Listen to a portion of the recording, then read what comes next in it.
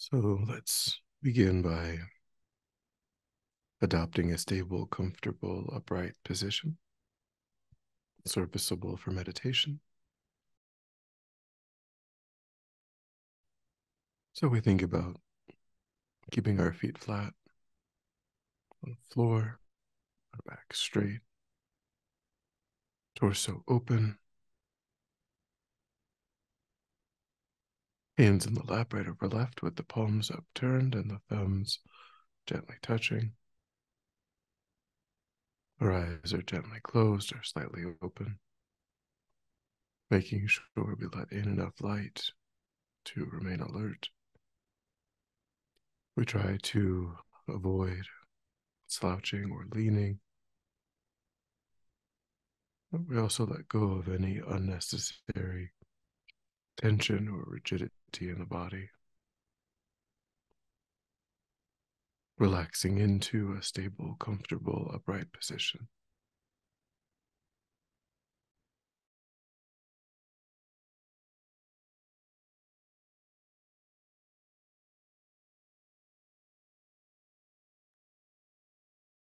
And we cultivate a sense of letting go of attending to the environment,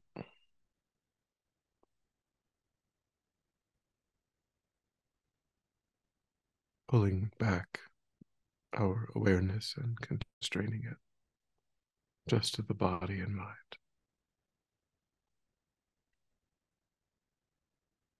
Letting go too of thoughts of the past and plans for the future. Concentrating our awareness in the present by attending closely to the physical sensation of the air moving into and back out of the tip of the nostrils. Noticing quickly when anything other than that one physical sensation is arising in the mind, without judgment or frustration, lifting our awareness up from those distractions and placing it gently but firmly again and again on the breath.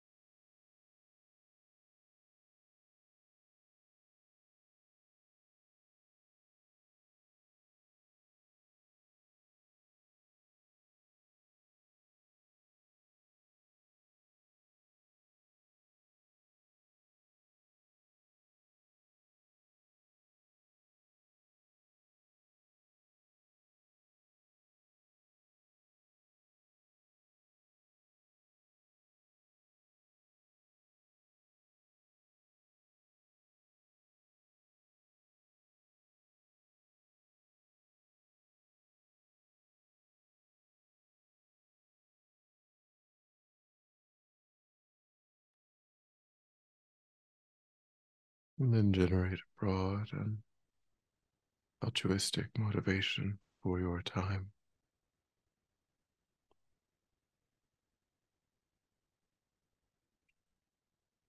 thinking of using this time to cultivate and deepen beneficial ways of thinking and acting.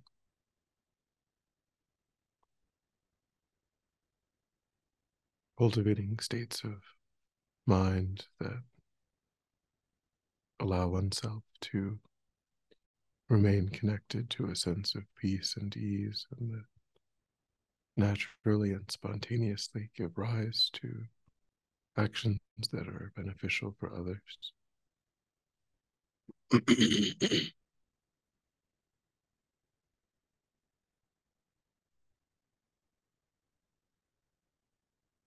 Separating yourself from states of mind that agitate and disturb your own mind.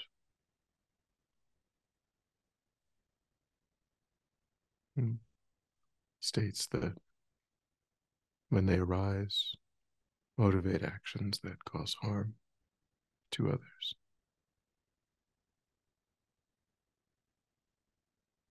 Engaging in this process of genuine inner transformation in order to be of greater and greater benefit to sentient beings over time.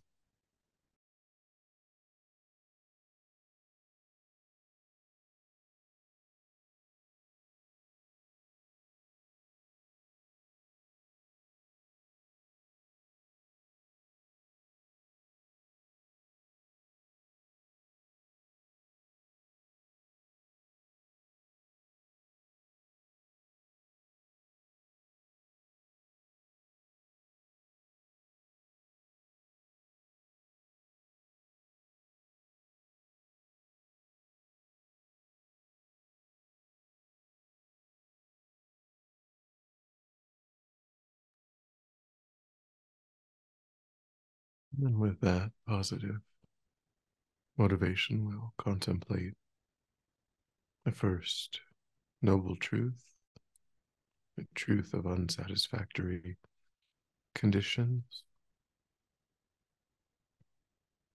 in order to generate the resolve necessary to engage in the path in order to eliminate unsatisfactory conditions.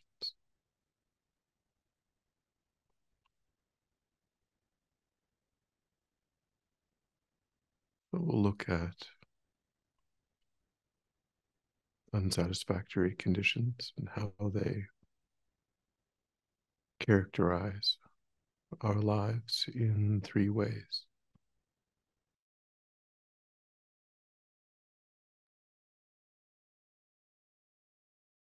The first way that our life and the lives of all ordinary sentient beings are characterized by the existence of unsatisfactory conditions is called the suffering of suffering, which includes any overt physical or mental, unwished for, unwanted condition arising.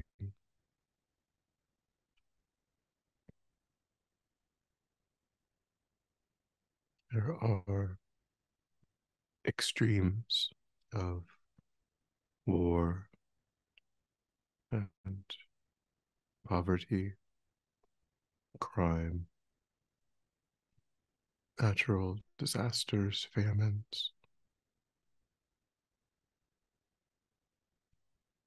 And then there are the everyday problems,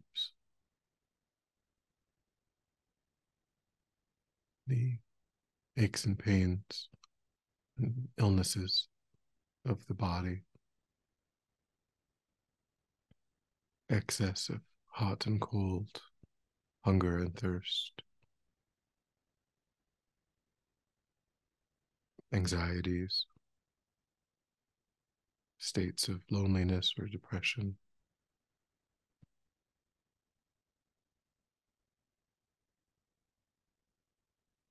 and the sufferings of aging.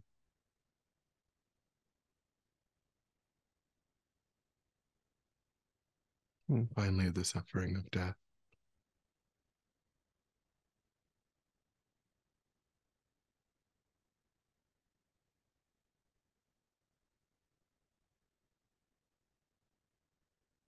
So first, contemplate how you yourself have been conditioned by the suffering of suffering.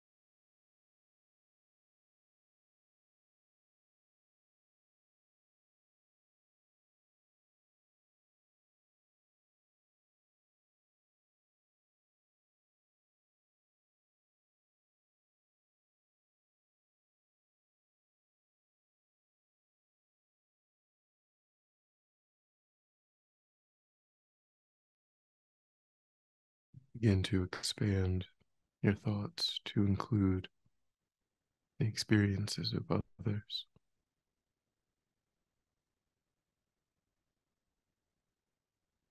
starting with people that you know. Some are or recently have been ill. Some are experiencing old age.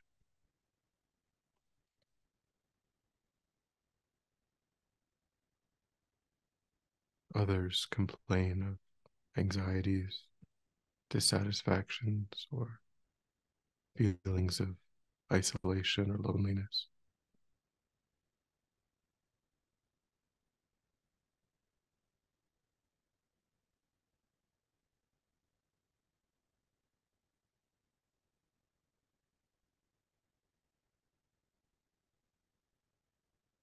Think of people you don't know, whose lives are marked by crushing poverty or war, political oppression.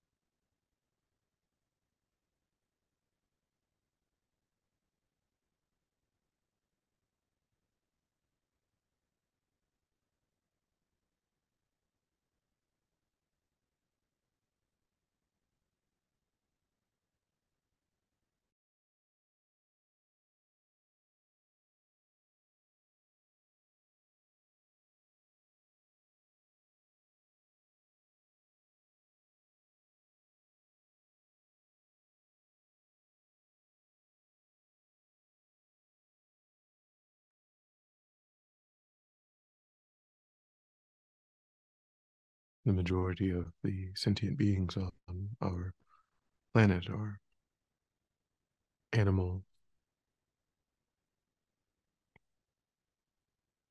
and contemplate their day to day suffering of hunger, pain, cold, fear of predation.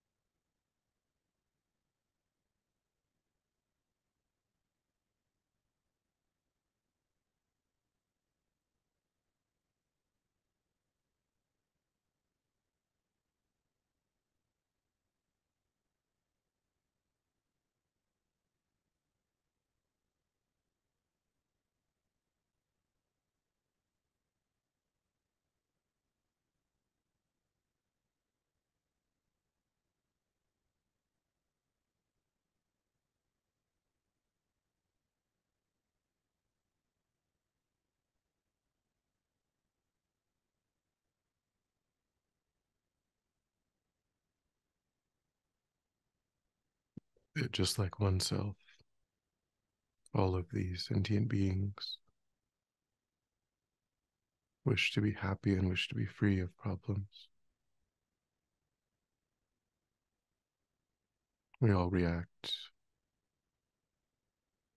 in the same way to kindness and to pain.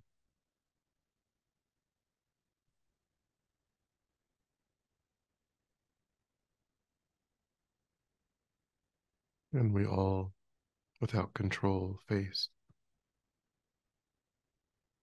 these sufferings again and again.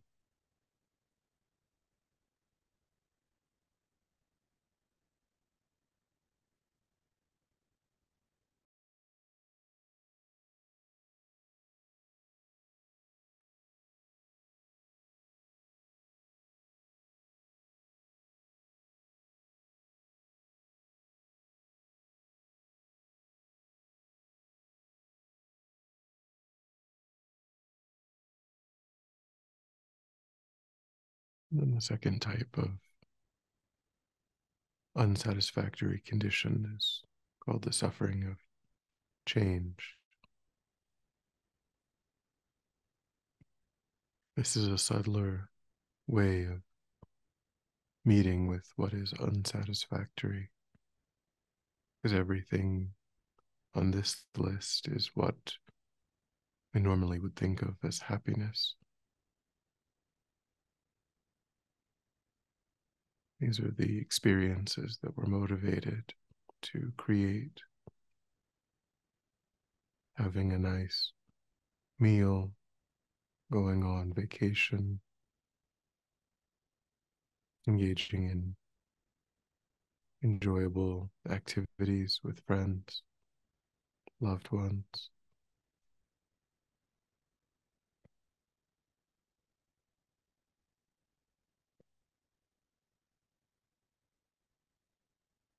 Bring to mind how you were motivated to engage in these sorts of actions over the last few weeks, few months.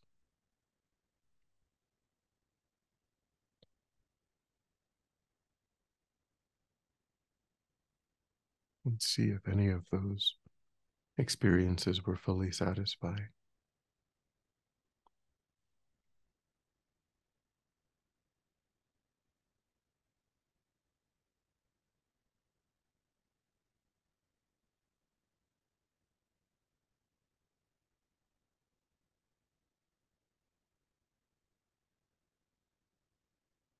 How long did those pleasant feelings last?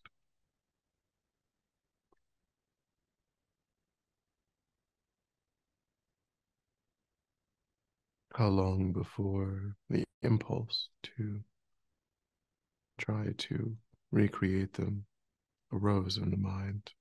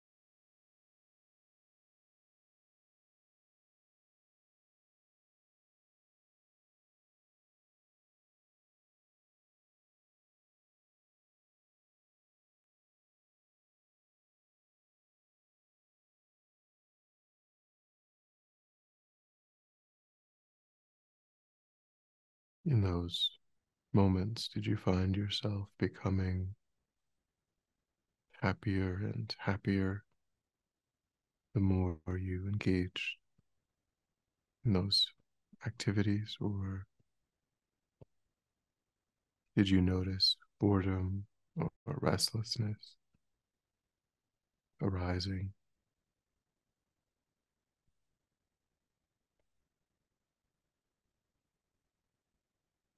And if it was true, genuine pleasure, happiness, why would it fade in that way?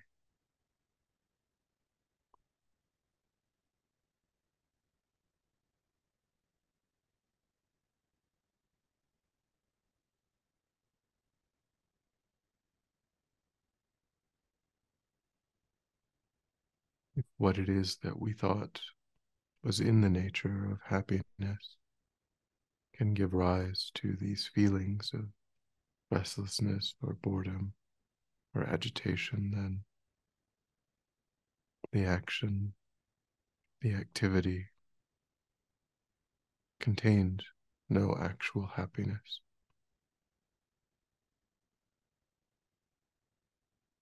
It came with its own suffering experience that became more and more noticeable as we engaged.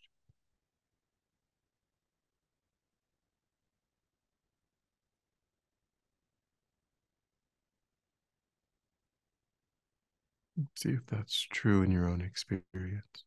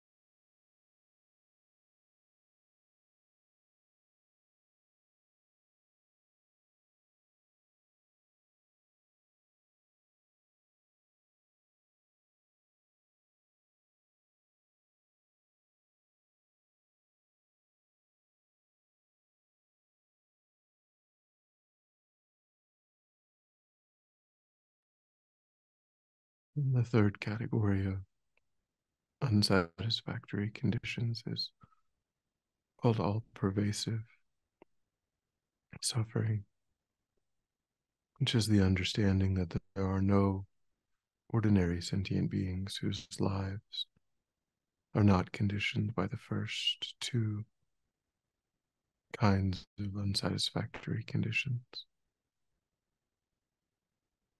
It isn't possible to simply take rebirth within ordinary existence and naturally, spontaneously have a life that's free of the suffering and the suffering of change.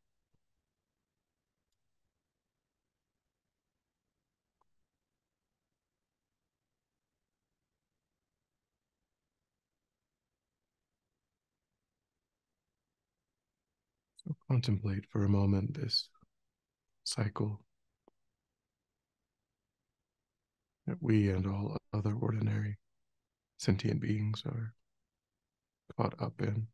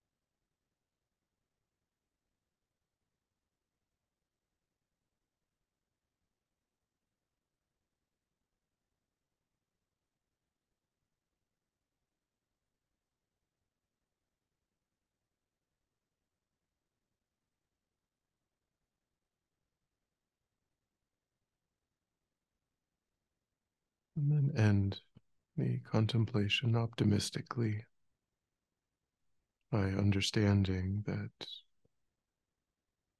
we do have access to some degree of wisdom, other positive mental states, and we can grow these states over time. We can fan the flame of our wisdom brighter and brighter and cut through, see through the mistakes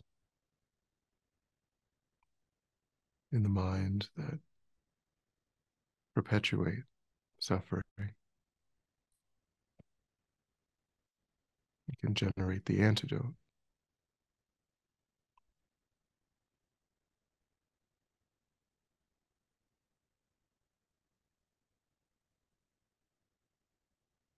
Make a strong determination to use your life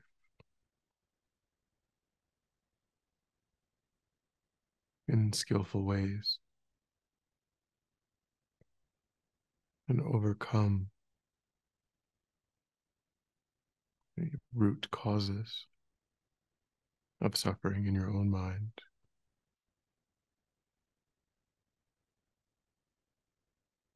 Wanting to do so also to gain the ability to help others.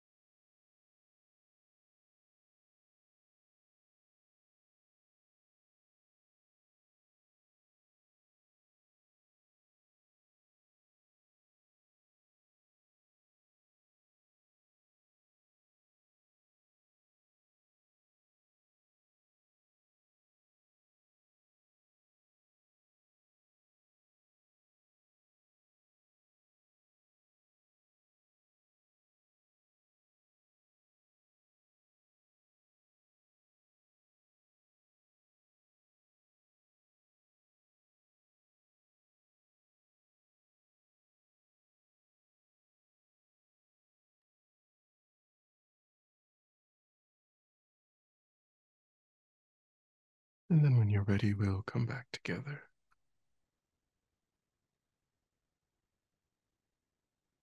And we'll dedicate.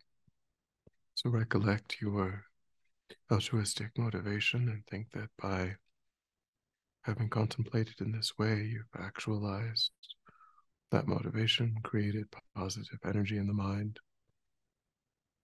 and offer the fruit of your practice for the benefit of every sentient being without exception. Thinking, may that positive energy ripen in whatever way is truly beneficial for sentient beings. May it serve as a cause and condition to eliminate war and conflict, poverty, famine, disease, disasters, all painful inner and outer conditions. May it fully ripen the minds of all sentient beings. May they quickly meet perfect teachers and arise in the state of full enlightenment.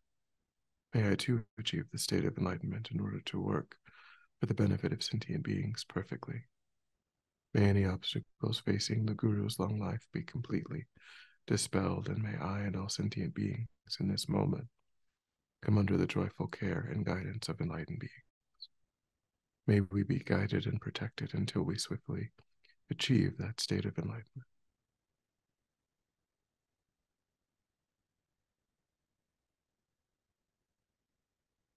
Thank you.